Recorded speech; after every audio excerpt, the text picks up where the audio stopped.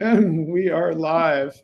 Yeah, I gotta admit, like I was like, oh yeah, wait, I'm the one who has to shut off the music this time. So hey, we're live with we are live with Steve Swann from Tandem AI. Our episode number 22 is the challenges of marketing cutting edge technology in a traditional industry. Steve is the CSO, and I don't know if are you acting CBO or you're just that's just a part of your job over at Tandem. Yes, It is yes. a company in the biotech services space. And Steve, what is on your mind? Oh gosh. Yeah, I'm not sure we have enough time to cover all that. I tell you what, one of the things that I think about every single day is um, this convergence that has happened in my career that is unveiled.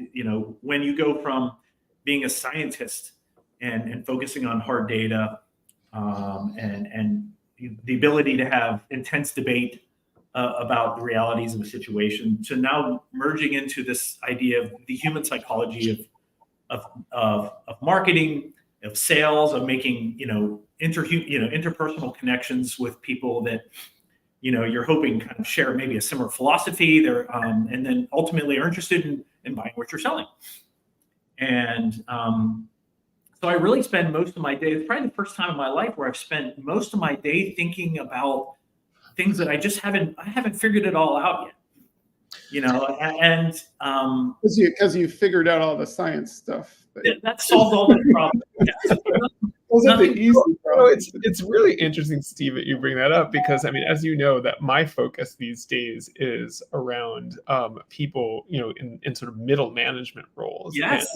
And one of the things that happens when you go from being an individual contributor to being a people leader is that you suddenly have to realize that your job has changed. You no longer are just the doer, you're also the leader of people. And it's like people almost sort of have this tendency to kind of look at their job and say, that's not my job.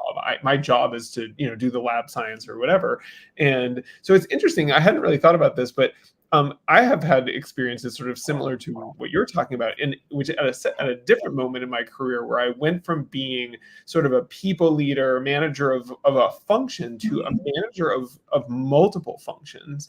Yeah. For me, it was I had marketing, I had consumer insights, I had data analytics, and it's like you suddenly have to learn the different, sort of a totally different field. So anyway, that was what I thought of as we were talking. So it's interesting. So for you've picked up not only the science piece, but also the selling piece. So yeah, you call out. I mean, it's actually been two inflections for me. So I went to the point where I was an individual contributor, then to leading teams that are other scientists in my organization, and that was a lesson in emotional self-awareness, dealing with conflict, motivating people around you, their victories or your victories, all those things that I think everybody goes to. And now it's, okay, you're doing all that, but now you are working with customers. They don't work for you. They're not in your organization. They're all faced with different challenges. And how are you going to then interact with them and form this connection? And what happens when you don't agree with them? And how do you engage with that? So it's this cross between, how do you have a scientific debate with people you're trying to sell to? And so that's a huge challenge for me, quite honestly, personally. That's, I mean, it's a really interesting point you bring up and change. And I certainly have sort of come into this. I mean, I wasn't been a marketer, but never had to like sell until I started to do sort of my own thing and learning how to have those conversations. I'm really interested. I know the sort of topic we had was about how do you sell sort of technology, and it's interesting, to your point about I don't always agree with you or whatever, or in some cases maybe with the higher tech stuff they don't necessarily understand what it is that you're able to bring to the table and why you need it. So how do you go about sort of having those conversations? Yeah, so I would say it's something that changes every day, quite honestly, with me. I think the most important thing is, when you meet someone new in a client relationship is you spend a lot of time listening, I've run into so many people that are maybe in marketing or anything. And the first thing you want to do is tell you about all the great stuff they do. And if you walk onto a car lot, the first thing you want to do is tell you about all the great cars, and maybe you're there to buy a Jeep, And so a lot of times, our BD discussions there's a little bit of education involved. Sometimes, it's more about, understanding exactly what their needs are, and you're not focusing as much on the science and technology. But I had a really interesting meeting with a company yesterday that started surveying people in the biotech industry and saying, why isn't AI taking over the world of biotech? Why, what are the barriers? Why is there hesitancy and things like that? And it was amazing to see this list of responses. And some of it was like, well, I don't know how to differentiate what everybody's doing. I don't know how it applies to what I'm doing. And it was enlightening to see, the things that our clients are actually faced with, which is, I don't, what is AI actually doing here? You know what I mean? And how's it going to help me again? And so it's like two different languages being spoken in a lot of cases. And I know, Eric, you probably see this a little bit, when you're interacting with folks, and, even the whole approach that you built an organization around is maybe some hesitancy because it just has, AI and ML in the wording by itself. And so I'm gotta imagine you run into some of the same issues. Yeah, absolutely. Elena, So do you want to jump in? question. Oh, go ahead, Eric. No, I was just going to say, Elena, if you wanted to jump in. Yes, I wanted to ask you, Steve. So as a scientist, right, when you offer a solution, I would imagine that you have great credibility and to some degree implied endorsement that it's not a sales individual, sales professional selling it to me, that the scientist, the user, the inventor, and the same thing, AI explanation from a commercial staff would probably sounds like, oh, you're blowing smoke, right? The AI explanation from a scientist means, at least implies, well, I've used it. Yeah. To what degree do you think it's true? I think it actually carries a lot of weight. And I think there's so much noise going on with the use of AI, really anywhere, let alone just in biotech and drug discovery. So a lot of times early in our meetings with clients is we need to kind of dispel the notion or the kind of, the things that are out there that claim that AI is going to solve every single problem along the way, and try to kind of bring some reality to the situation, which brings some credibility to what we're talking about. I think that's the proudest thing that I bring to the table is when I'm presenting or whatever, is like, look, I can give you examples where this helped. I can give you clear examples and as opposed to kind of some glitzy, amazing presentation where someday it may work, but it doesn't. But it's still a huge barrier because you got to clear the clouds from all the noise that's out there at this point. So it is a challenge. It's still a challenge. Well, I would also imagine that you have to clear a lot of fear, no? I think the fear is, there are some fears out there. The fear is, what if I do this, use this technology, and it takes me down this crazy road, and I fail, and my reputation's hurt. Right. Whereas I know I'm going to go down, if I get on this road, historically, it's not very, I know it's almost safer to fail because you're just doing the thing that everybody's done all along, rather than it might be cheaper to fail this other way, but you still don't have that sort of security blanket. Like the flip side of Elena's question is, in my mind was, okay, how do you prevent, and you're a scientist selling, nerdy stuff. How do you prevent it from getting so nerdy that you lose the decision makers in the room, and you really I feel like have been on the other end of that, and you get people just got so enamored of their technology and they want to talk about the successes too much. How do you manage that? How do you manage that with your staff? I mean, I imagine you bring people from your team onto the calls. It was kind of the typical approach, and with the CROs and biotech, it's like you're going to bring some of the scientists with you. You can very easily go down the nerd path, and there's a time and place for that. But how do you think about that piece? Yeah, there is a time and place. So I think that's the first thing I learned, kind of going into talking about what you do and how you communicate that. And quite honestly, I learned a lot from some of the people on this call, which is understanding the pain points that the clients have and speaking in that language. And it may have nothing to do with your technology early on, but it may be like, look, we understand you want to go faster and spend less money. You know what I mean? And you start there. And then how we do that, you'll probably dip into that a little bit. And then as you progress, you'll probably dip into a little more and more about that. But if you right away you start talking the science, on slide one, I think everybody recognizes that just doesn't work out. And so I think there's like this formula where you like spend 5 minutes talking about the history of your company. Oh my God, boring, right? Then you give this laundry list for 20 minutes about everything you can do. Then you talk about all these case studies, and then you're like, yeah, but I just was interested in the lawn chairs over here, not. Yeah. Well, I think the problem there, and Steve, you were talking about this before. The problem is that fundamentally, when you show up and throw up, as a friend of mine says, is like you're basically putting out there all the things that you can do, and you're asking the person, the potential client, of all the things I could do for you, which one is something that you're interested in? Yes. And in the end of the day, they're like, I'm not here to solve your problem.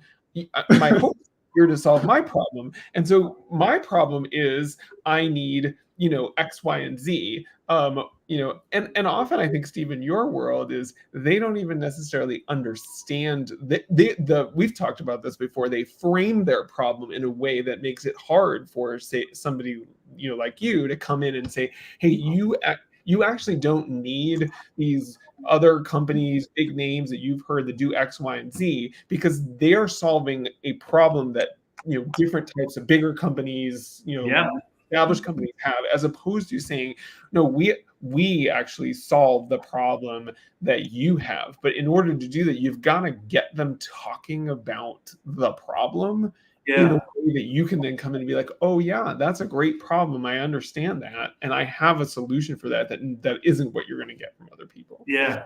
And I honestly think in some ways, at least with our interactions with clients, we've gotten really good at that, which is, we understand drug discovery, walk with some credibility, and we understand the challenges. In some ways, and you say, look, here's some things, here's technology or whatever that can absolutely help you get to where you want to go faster. But it relies on them to use it. It relies on them to make different decisions than they've been making for their entire career. So I actually find the biggest hurdle, and I saw this in my own career, is what is going to encourage someone in their job to do this and not that anymore. And what encourages that? And I look back at my career and what encourages that for me. And that's something you don't have as much control over. You're just offering the tool to get there. Right. Well, I think that to some degree, Steve, you do have control over it because as a subject matter expert, you have a lot of knowledge, right? So your team can offer them seminars, webinars, engagement, touch points, materials, education, a slew of things, really to drive what you just said, usability, right? Because if they buy and not use, forget it, there is going to be, no repeat, resign, renew. Right. Yeah. So I think that's where really good marketing comes along in form of education and support. Yeah. And I'll build on that, being a marketer as well. That I think that the value of marketing beyond just, it is really a function. We talk a lot about this idea of marketing being an enabler to business development.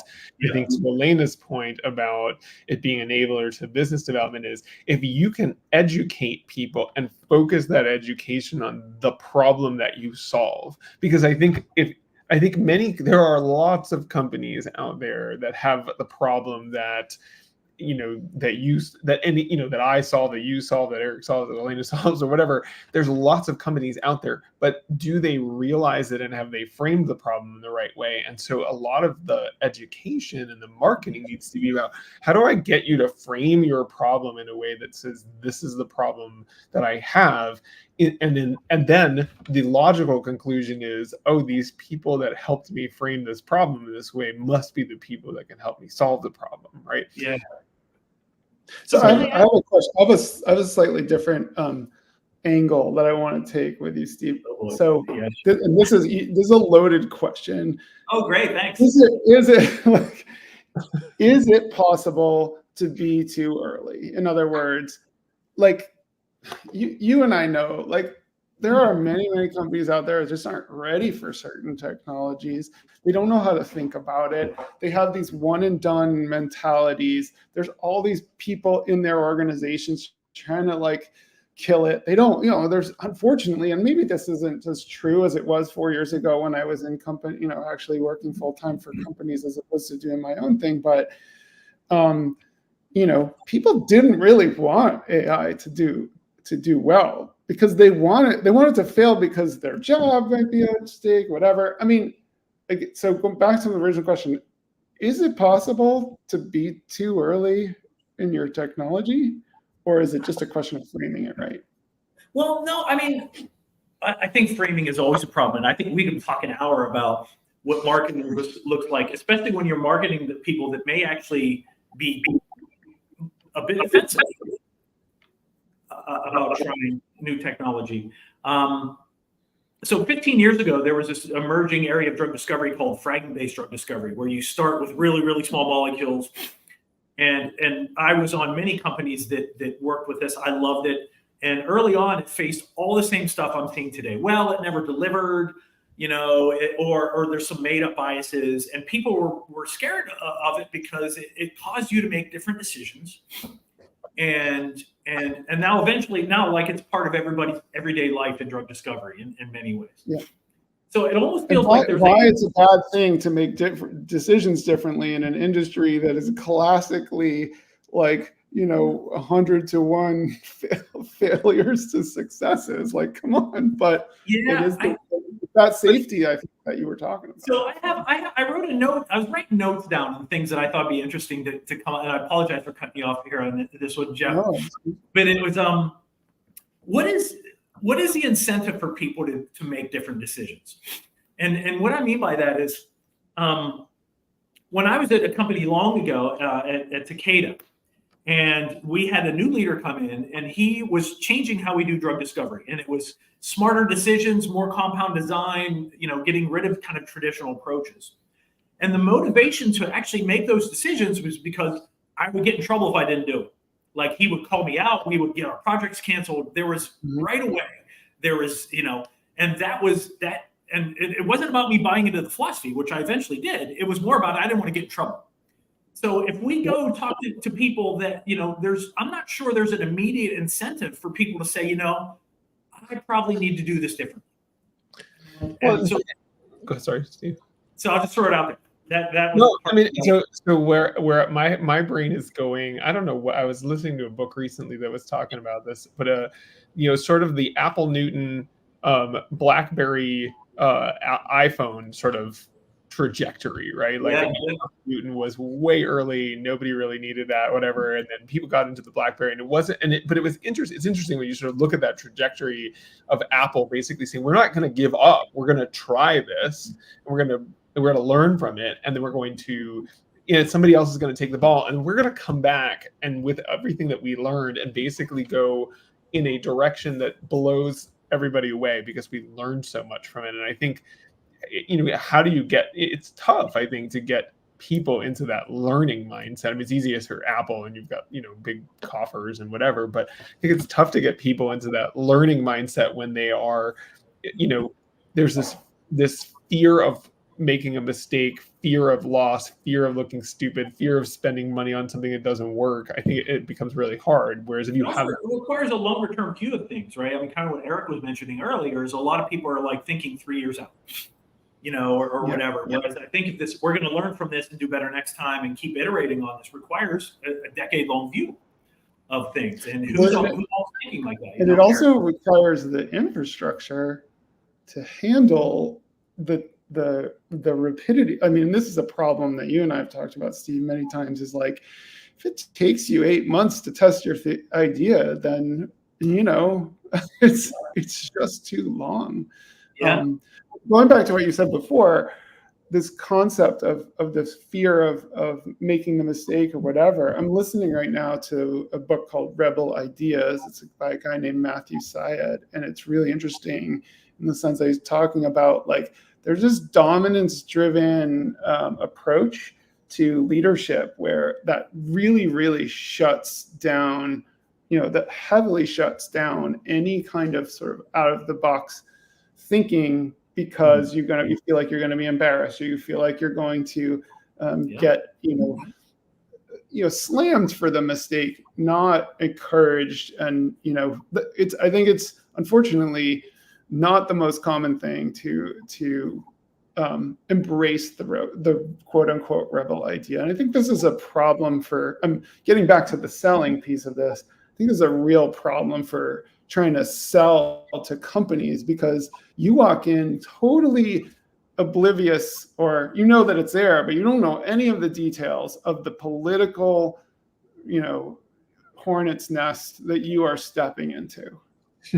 Yeah. And I definitely agree with that. I think it's definitely a mindset sale, right? And it's a culture sale, and it's an innovation. So if you happen to run into an innovator who is looking to make changes, like your former boss, and who is out to try something new, wham, you sold.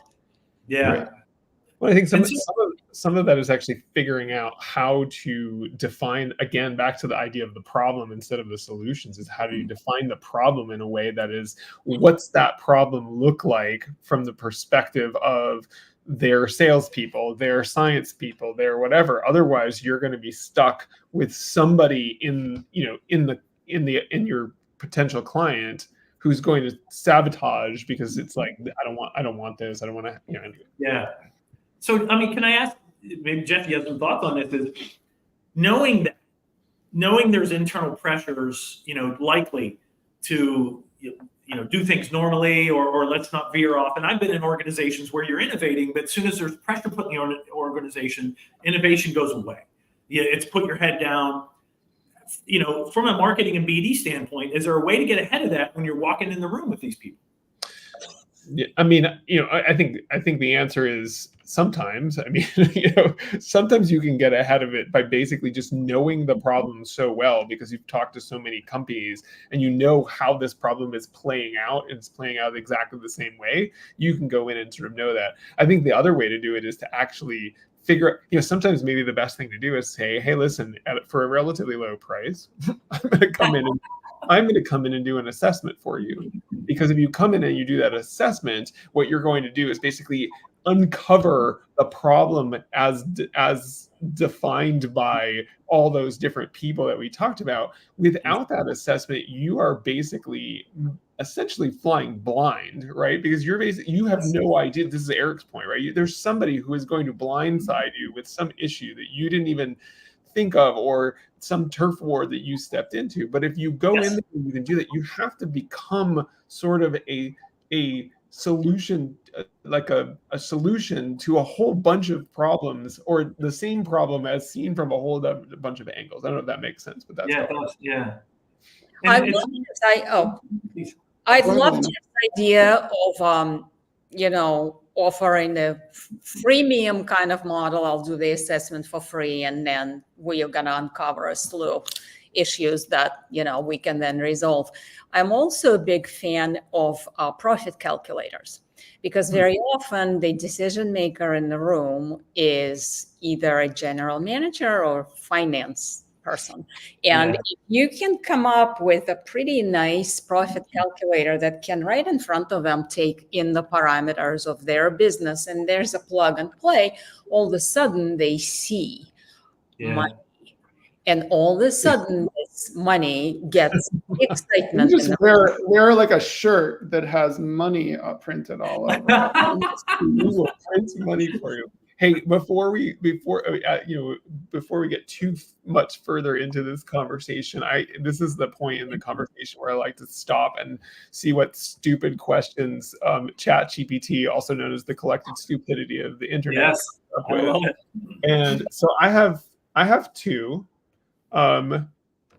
I usually say, do you want absurd or thought-provoking? These are probably a little bit of both. So I'm just going to dive right in. Yeah, let's do it. So actually, this one's probably absurd. All right. Can you name, this is more in your CSO sort of roles. Oh dear. Can you name any lab experiment that didn't explode but should have, that you've worked on? Yes. I'll do this really quick, and it's kind of funny. So I was a chemist for most of my career, and one of the reactions I was doing involved a hydrogen balloon, which, if you are aware of what hydrogen is, it is an incredibly explosive gas. And so the Zeppelin world, so I was in the hood. I had this huge balloon of hydrogen, which is a very, very specific reaction.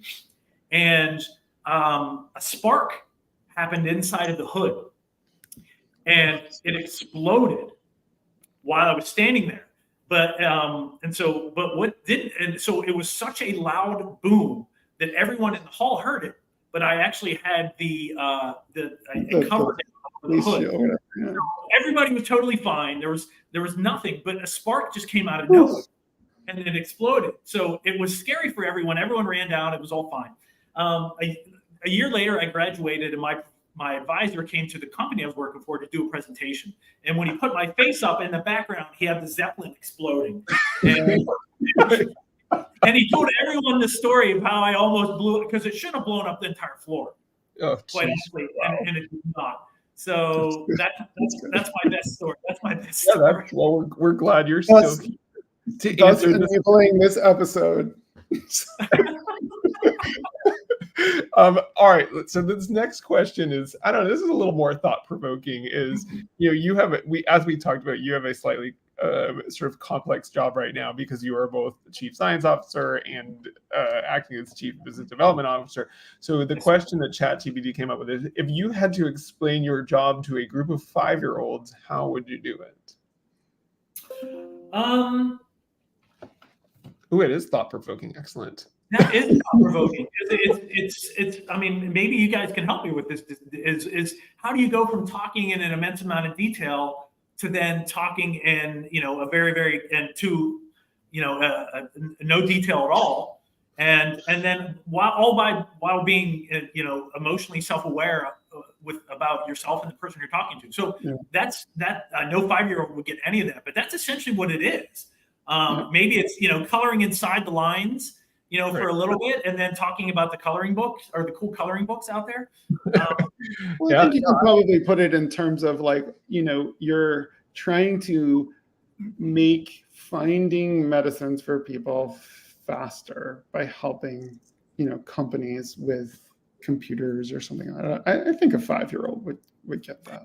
I think they'd understand that. I think the challenge, at least the way I heard it, is the challenge with all that is everything we've discussed today, which is, getting people to educate folks a little bit on trying to understand their challenges, convincing them that it's okay to make different decisions, and maybe we need to make different decisions to actually shift the trajectory of the industry.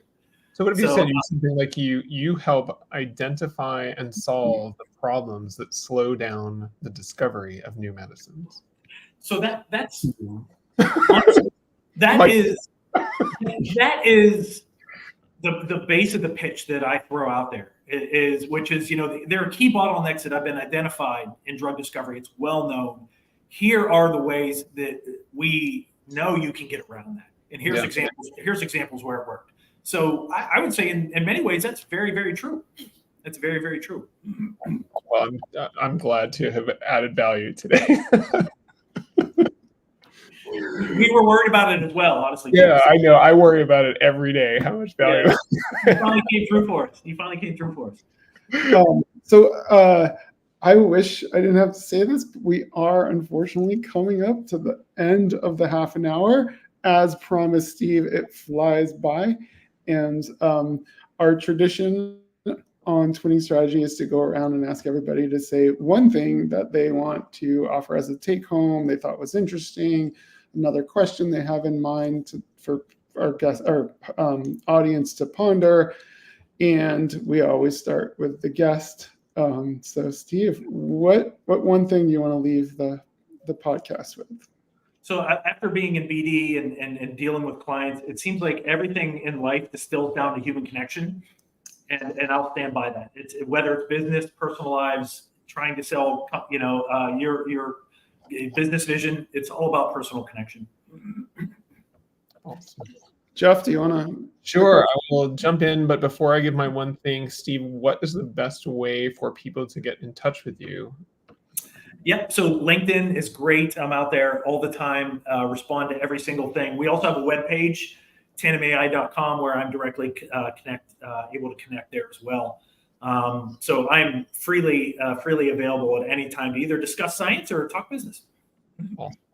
Awesome. So for me, I think, and Steve, this will probably come as no surprise to you because we've talked about this many, many times. But to me, it's that point about really understanding the pain point of who you're talking to and finding the solution to the pain point and recognizing that all of this other stuff, whether it's lab science, whether it's AI, whether it's whatever crazy technology is going to come up in the next, I would say 10 years, but it's probably like 6 months or whatever, is that those are just tools to solve the problems. And so to me, that's always the key point, both from actually doing the work and from a business development perspective. So with that, I will pass it over to Elena. Yeah, and I would second you on that understanding your audience is critical, right, under any circumstances, and especially when you're doing something that is mind-changing, that is forward-thinking, that is changing the behaviors. So that much more important to understand what motivates the individuals that are across the table, so to speak. Yeah, and I guess I'm picking up on the same thread there a bit too, but this conversation we had about this sort of fear of ridicule, the fear of failure, making you look bad to your boss, making you look bad to the organization, and sort of the sort of comfort of settling into the stuff that doesn't work that well, but at least provides the safety blanket that this is a thing that isn't going to make me look bad. That I think is a real concerning phenomenon from the point of view of pushing the adoption. But I think, Steve, you pointed to the solution to that is often just time, right? There's going to be this sort of FOMO, like enough examples of it working, et cetera, it's eventually going to lead to a breakthrough in the mindset as well. Yep. So, as I said, went really fast. It's been fantastic to have you, Steve, and we look forward to hearing more great things from Tandem AI. And thank you for joining us. Absolutely. Thanks, everyone. Thank you.